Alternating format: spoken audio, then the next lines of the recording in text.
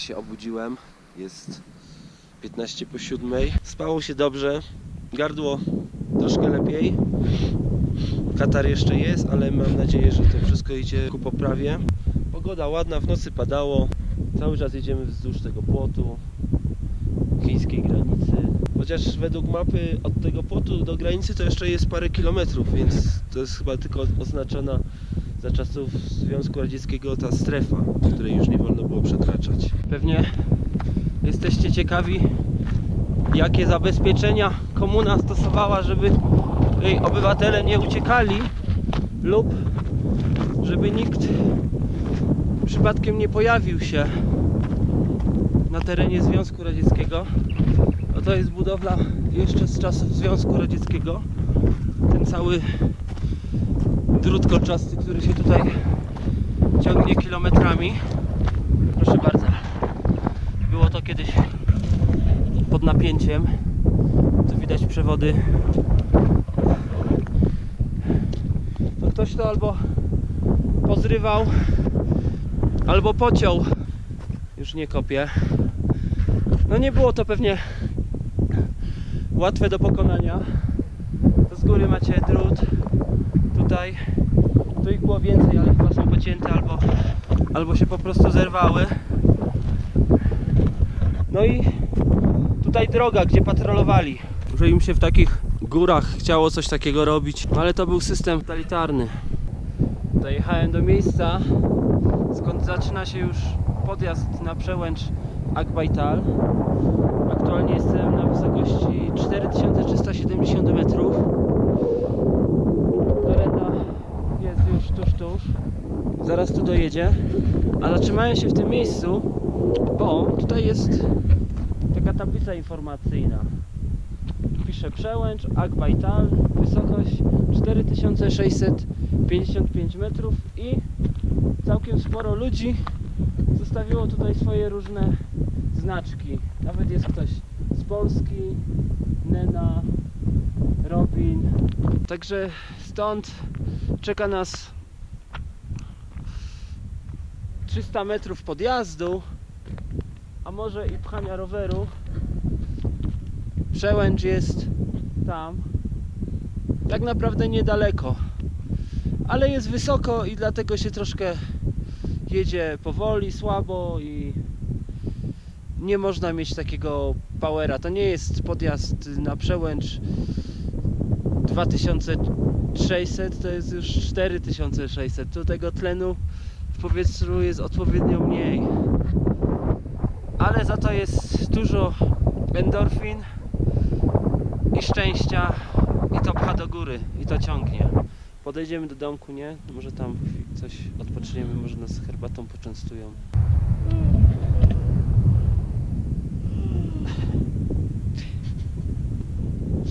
Nie wyspałaś, tak?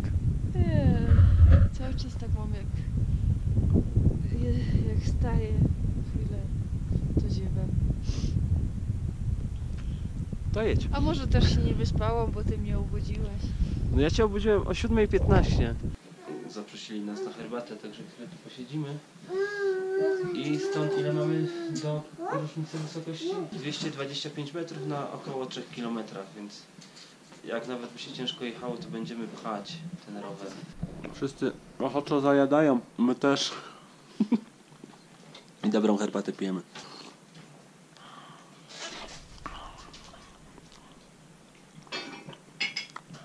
Ja myślałem, że to jest chłopczyk, a to jest dziewczynka. Привет. Привет.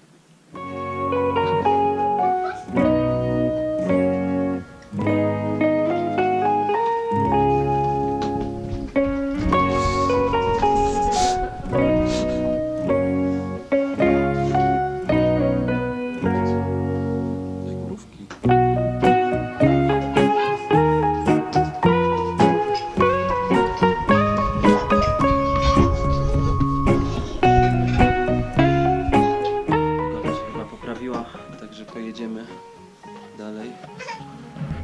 Paka, paka, paka. Paka. Spasiba. Z nowymi siłami i Pogoda się troszkę poprawiła. To jedziemy dalej. Pani mówiła, że tutaj w nocy spała grupa 20 rowerzystów, tylko nie wiadomo skąd, nie? Nie. Nie I wiem. wczoraj też widzieli. My już wczoraj też widzieli. Tylko nie wiem, jak oni się tam wszyscy pomieścili. No właśnie. Ale tu są 3 domki. Może jeszcze w tych innych. Może jeszcze w tych innych, tak. To jest domek, tak jak dobrze mówiłem. Mąż tej pani tutaj, jak się coś stanie, sypnie droga, to on po prostu bierze, siada na tą maszynę, na ten traktor i to odgarnia. Że wdrapujemy się na najwyższą przełęcz na naszej trasie. 4655 metrów. Jak tam dzisiaj wjedziemy, mam nadzieję za chwilę, bo już nam bardzo daleko nie zostało, to już wyżej podczas tego wyjazdu nie będziemy. To będzie nasz najwyższy punkt. I chyba będziemy niedaleko od strefy śmierci, czy jak to się nazywa po polsku. To chyba jest to 5000, nie? No, zależy, bo w Himalaizmie od 8000. Czy tam 7900, no blisko 8. No to źle zapamiętałam, tu nie będziemy blisko, to dobrze. Także jakbyśmy mieli flaszkę wódki, to spokojnie byśmy mogli na przełęczy ją szczelić. O, teraz jedziemy 5 na godzinę, tak powoli i jest dobrze. No nie ma sensu szybciej, bo pojedzie się szybciej, to się złapie zadyszkę. Jedziemy na najniższych przełożeniach, prędkość 4 na godzinę. Na szczęście się da jechać, nie trzeba walczyć z kamieniami, z dziurami i tak dalej. Można się skupić na równym tempie i wtedy jako tako idzie. Są jakieś dziury, ale nie tak dużo. Nie tak dużo, tak. I chyba to jest jedyny taka serpentyna tutaj na tej trasie, bo mi się wydaje, że później już będzie prosta na przełęcz. To nie jest taka wybitna przełęcz jak gdzieś tam, wiadomo, w Tatrach, Zawrat. Po prostu najniższy punkt między górami, gdzie poprowadzili drogę. Na szczęście. Na szczęście. No i chyba Jakby jest... to było tak jak zawrat.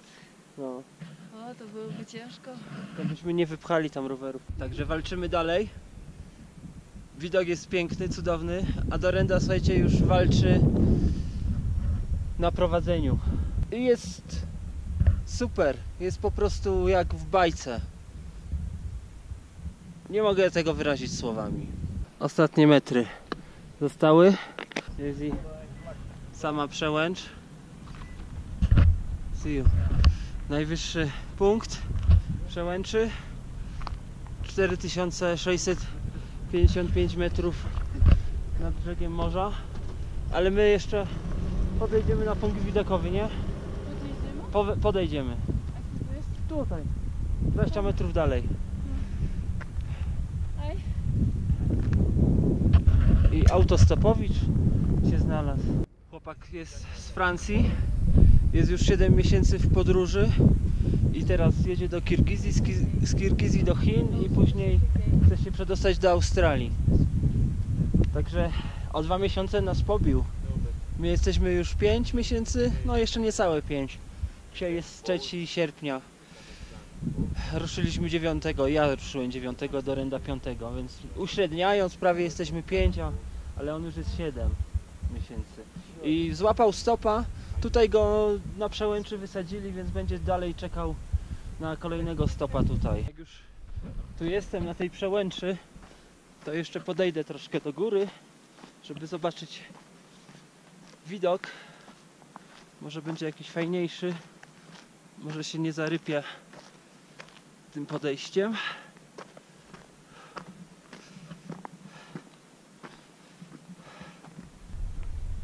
Wjechaliśmy w najwyższy punkt naszej wycieczki.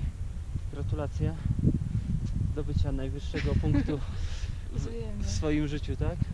Tak. Poza samolotami, ale samolotów nie liczymy. Nie. Tak, a ja jestem już tutaj drugi raz na rowerze, na A tej tutaj przełęczy. pewnie jest wyżej niż 4600. Tak, tu jest 4660. A na tą stronę już się troszkę widoczki zmieniają. Będzie trochę widać więcej takich bardzo białych, ośnieżonych gór.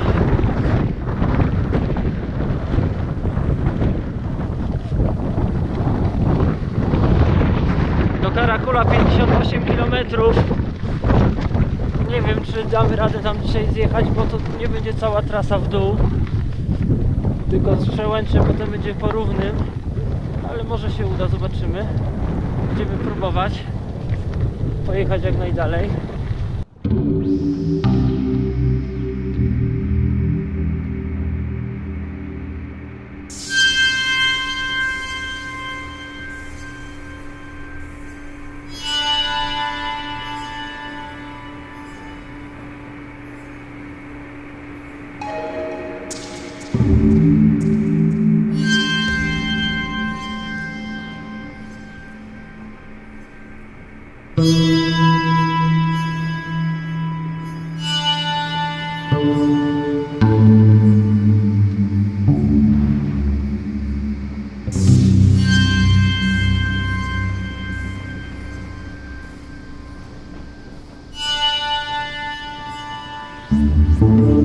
Wiem, jak to jest, że my zawsze mamy pod wiatr. Jedziemy do góry, mamy pod wiatr. Zjeżdżamy, mamy pod wiatr.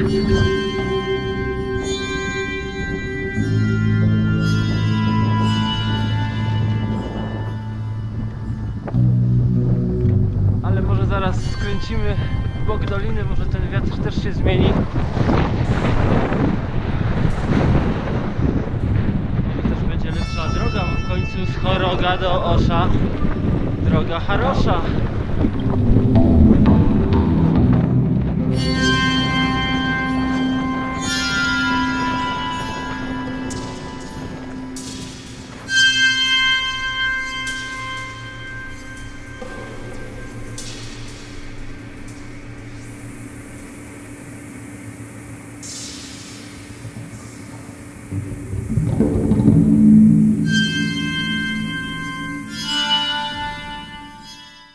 A tu jest droga na maksa zepsuta.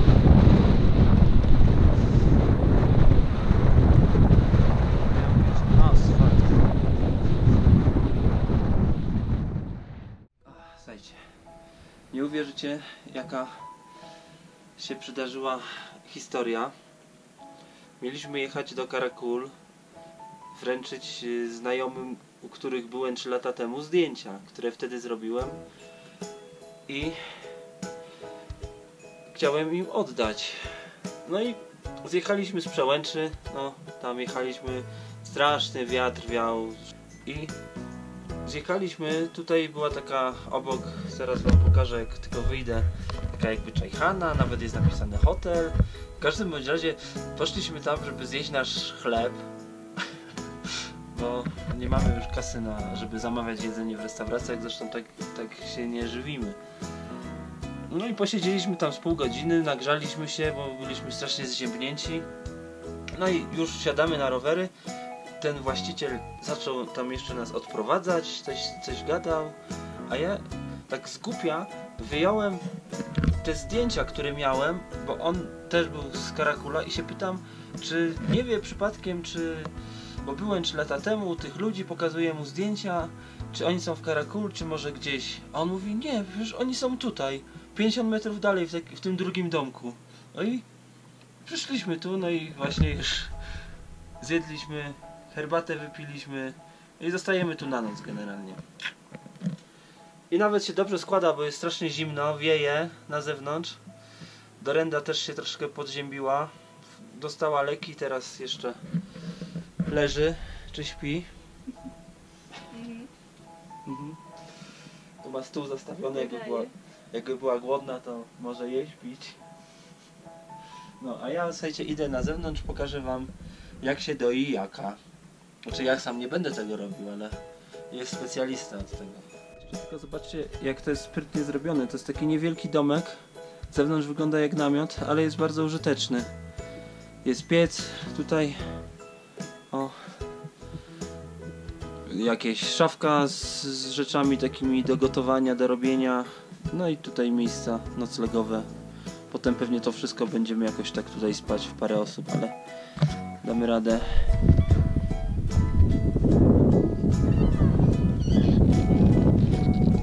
A z zewnątrz wygląda jak namiot. Nawet jest prezentem przykryty, a tak jak jest jurta robiona, z tyłu jest zasilanie elektryczne z panela solarnego. Także mają prąd, jest tam akumulator w środku, także będzie jasno też. A сколько будет молока z одного яка? 5 litrów, 10 litrów?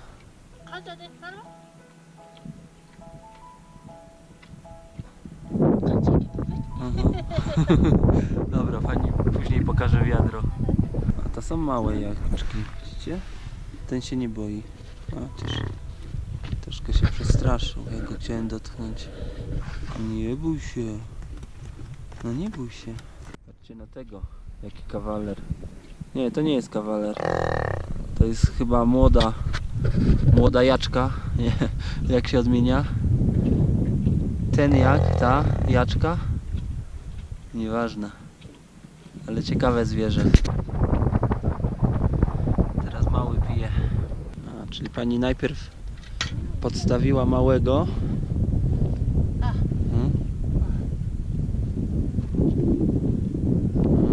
Trzeba związać nogi, żeby nie kopnął.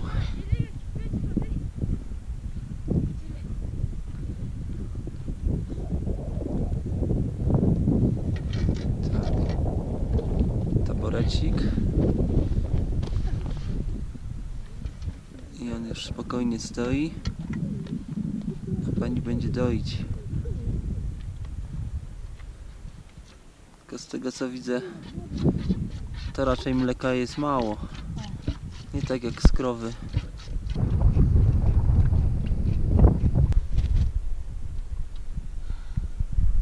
O, dobry jak.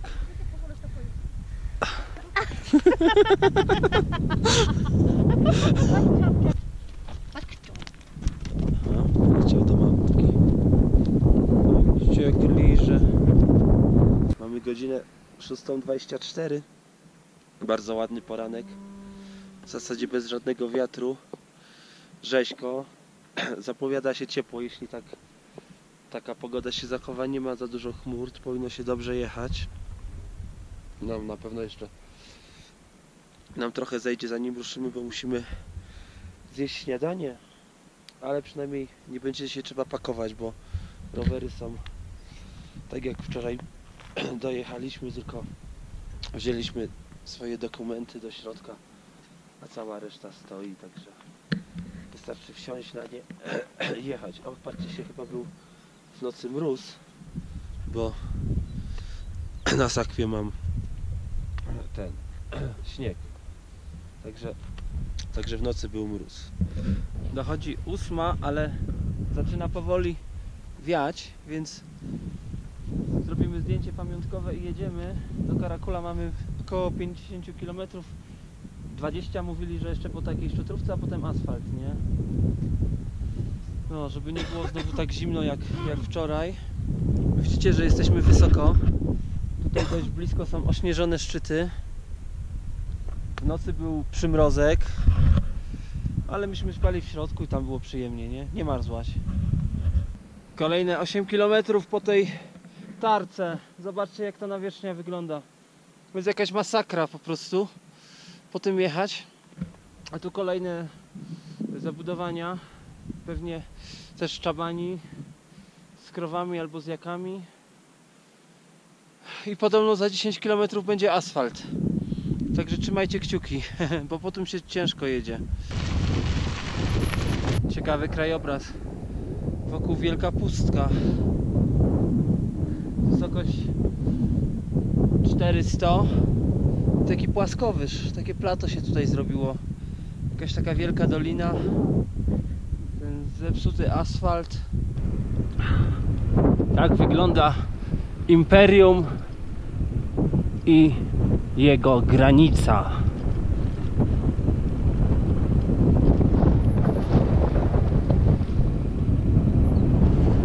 Źle powiedziałem, tak wyglądało imperium. To już nie Związek Radziecki.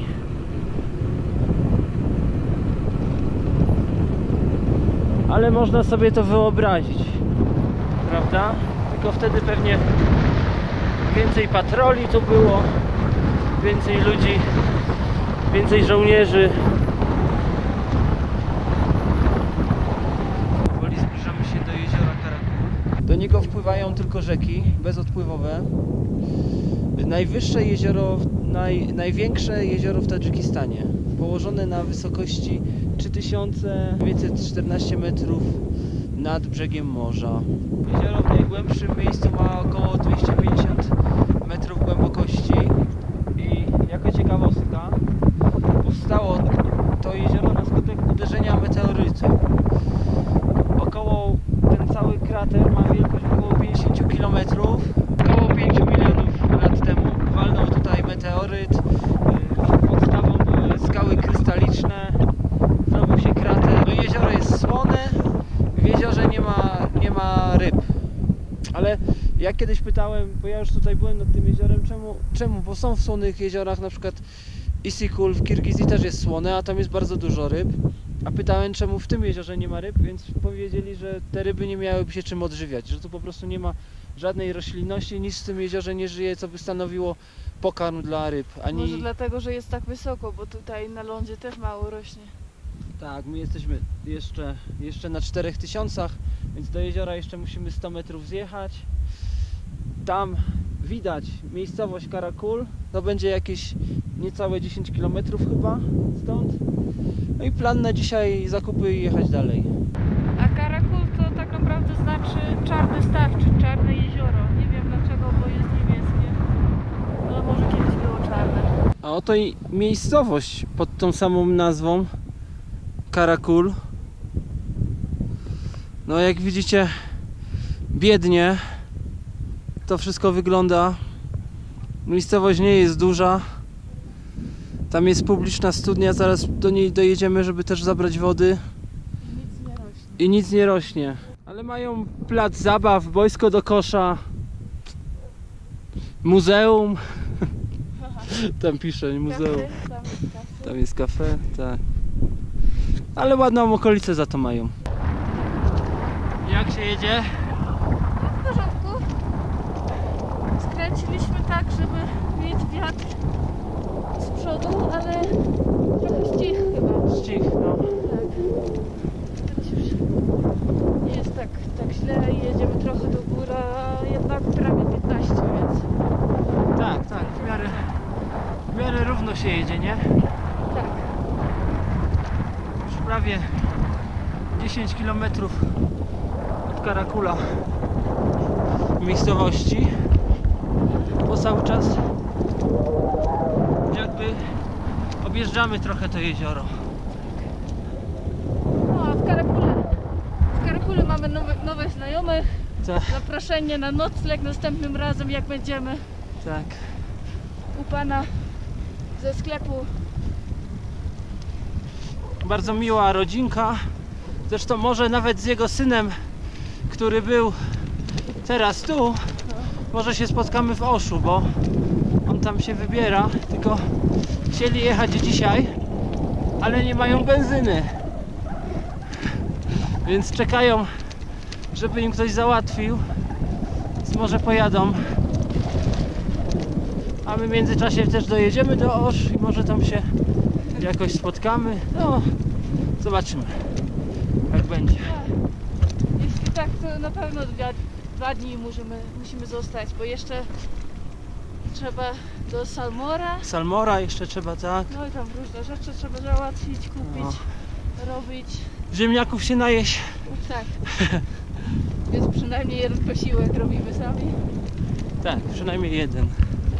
Tak, a my jedziemy tak do przodu. A, teraz mnie nie słychać! Jedziemy do przodu! A czy potem drogą